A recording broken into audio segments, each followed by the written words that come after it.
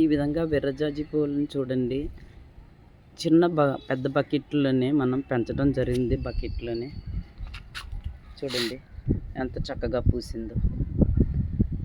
మనం ఇచ్చే ఎరువులను బట్టి ఈ విధంగా పువ్వులు పూయడం జరుగుతుంది. చూడండి ఎంత అందంగా ఉన్నాయో. దేవుడు చేసిన సృష్టి, చిన్న పువ్వులను కూడా ఆయన అందంగా చేశారు. దేవుడి సృష్టిలో ఎంత అందం ఉందో.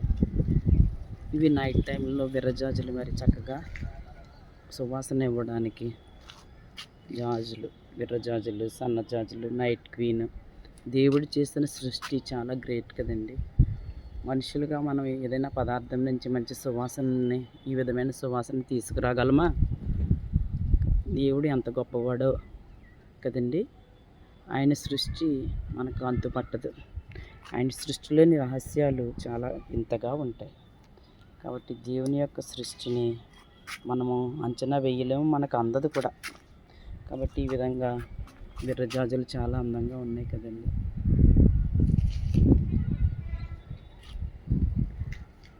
మరి అందరూ మంచిగా ఉండాలి, అందరూ ఆయుష్ ఆరోగ్యంతో సౌభాగ్యాలతో ఉండాలని ఆశిస్తున్నాను. Thank you very much.